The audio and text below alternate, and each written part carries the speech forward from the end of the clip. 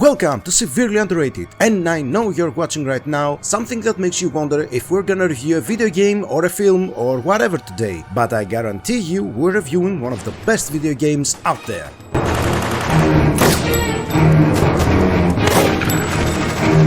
Okay, I'm exaggerating as always, but as you can probably already guess, this game takes some heavy inspiration from Ghost in the Shell. Now, the number of times I've played this game in my younger stupid years are more than the actual years I'm today. That's how old I am! But, despite the pixely graphics, the wonky combat, the many similarities with Ghost in the Shell, this is an absolute gem of a game. Welcome to Oni. Yeah, this game is so old I couldn't find an actual moving title card. You're gonna get beat by a girl.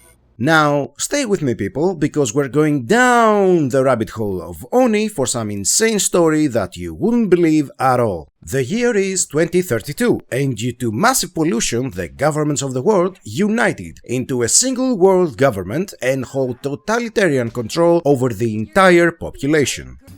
I don't believe you.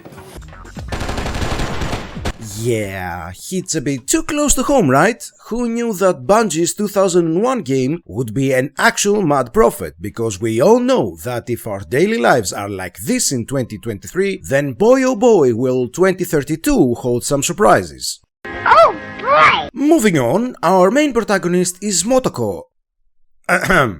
Konoko, who works for the totalitarian government called the World Coalition Government, and after some reveals, she realizes that, oh well, everyone is lying to her. No shit. Blah blah blah, she fights some enemies, let's get to the meat of this game, which is the fighting! Woo! Muro, stop!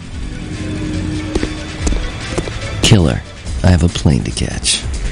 This game has more combos than a Street Fighter DLC. Look at this. This was back in 2001, when people thought that the peak of a third-person game was like 10 combos. While Konoko here is dropping enemies left and right with a moveset that makes me fall in love all over again.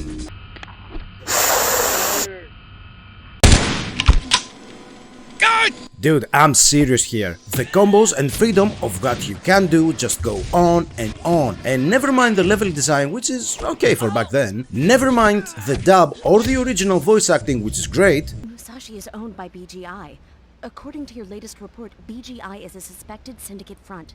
If we can prove the connection, we can move against them. I can go in and... Negative. Fall back. We can't afford to wait for another team to arrive. We have to move quickly or they are going to get away. Never mind the story, which is actually good and has some great reveals about our discount Motoko from Wish that arrived with damaged packaging.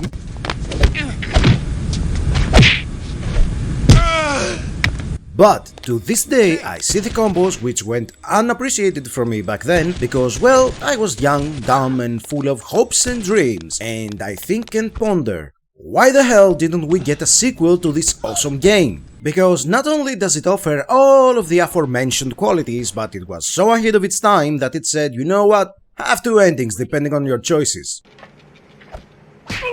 Gotcha. When you find out who has been keeping the truth from you, who of course is your boss, you either get to kill him or spare him. And right at the end, when you get to go face to face with your brother, who's the leader of the terrorist organization that you've been fighting from the beginning, then old boss shows up.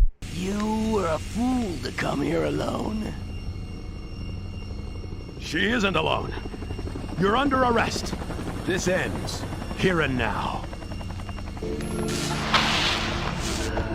However, if you gun him down, well, prepare for something like this.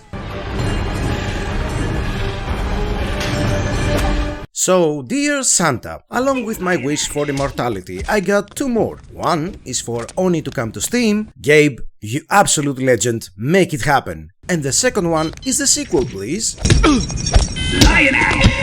See ya, boys and gals, and remember to be nice to one another, have fun, like and subscribe for more videos. You lose! Hey, You're finally awake.